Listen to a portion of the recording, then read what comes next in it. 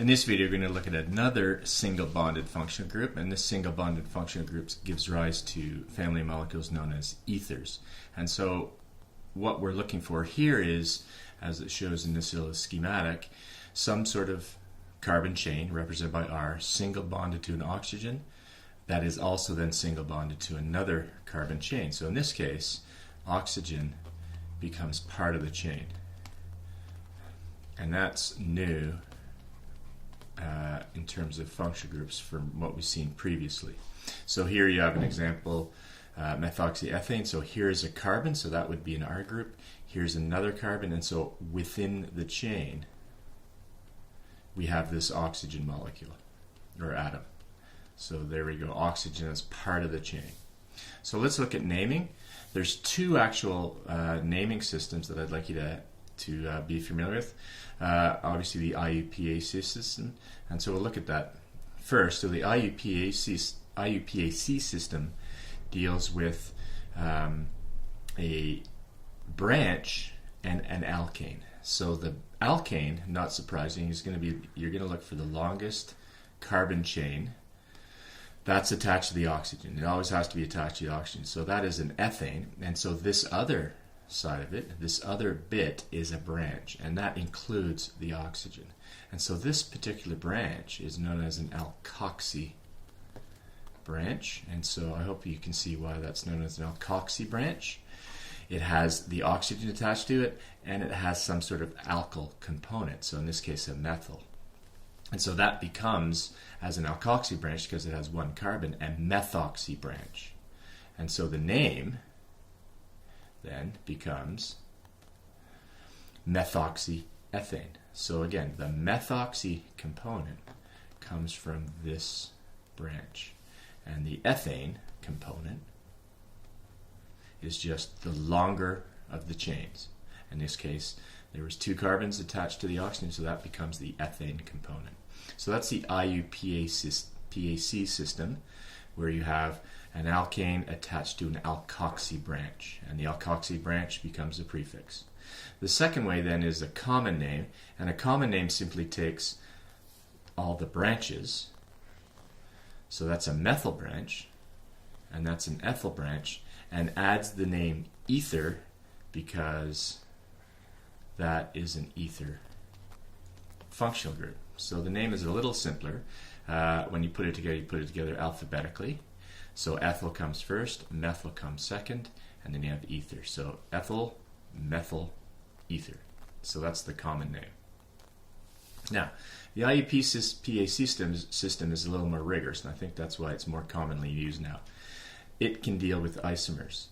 So if we look at these two molecules, they're actually isomers of one another. If we look at the formula, C1, 2, 3, 4, so that's C4, H, let's count them, 3, 6, 7, 10, O. So C4H10O. How about this one? C1, 2, 3, 4. So C4H, 5, 10, O. So those are both have the same chemical formula, so they're isomers. Now what the IUPAC system allows you to do is name these alkoxy branches when they're on different carbons. So let's look at this one first. The alkoxy branch, the longest chain is those three, so this becomes our methoxy branch. So we're going to call that methoxy propane, but where is the methoxy branch? It's attached to carbon 1, so that becomes 1 methoxy propane. And this other isomer, here's our methoxy branch, but it's on carbon 2. If we number those, there's carbon 2. So the IUPAC system allows us to deal with that because this just becomes 2 methoxy propane. And so the system deals with isomerism. The common name system does not.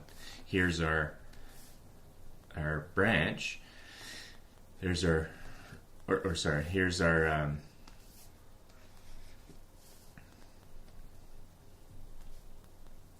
now the common way of naming things will not be able to deal with this isomerism. Here's our 2-methoxypropane, and that would not well, if we were to name that by or identifying branches, we still have this propyl and we have this methyl. That would be called, we alphabetize it, and so that would be methyl propyl ether. But methyl propyl ether doesn't tell you that the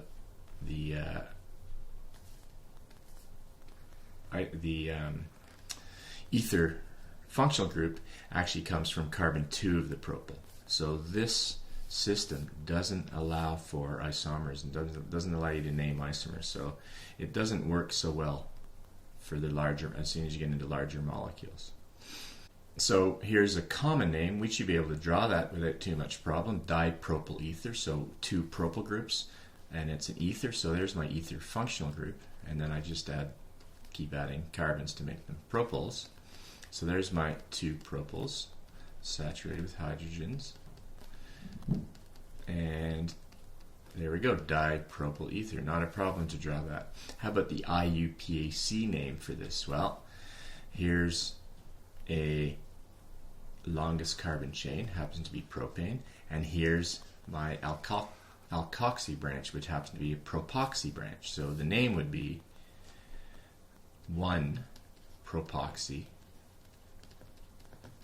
propane.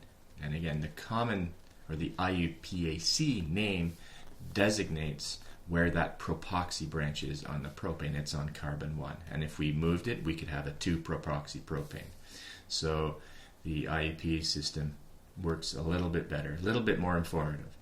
2-ethoxybutane, well again, we now know exactly what we have to draw. There's my butane. On carbon 2 is my ethoxy branch.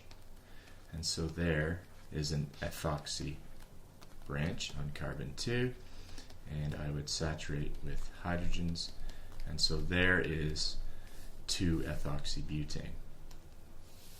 How about this one? So here we have a benzene with a methoxy branch. So there's my methoxy branch on a benzene ring. So that's just going to be methoxy benzene. Okay, so that's again the IUPAC way to name things. You don't need a 1 because there's only a single branch on the benzene. There is going to be other possible names though, so let's just have a look at some of these. Phenoxymethane. So this is where you take this as a branch. So phenoxymethane looks at this as a branch. That's a phenoxy branch on a methane. How about this one? What's this one? So this is methyl phenyl ether.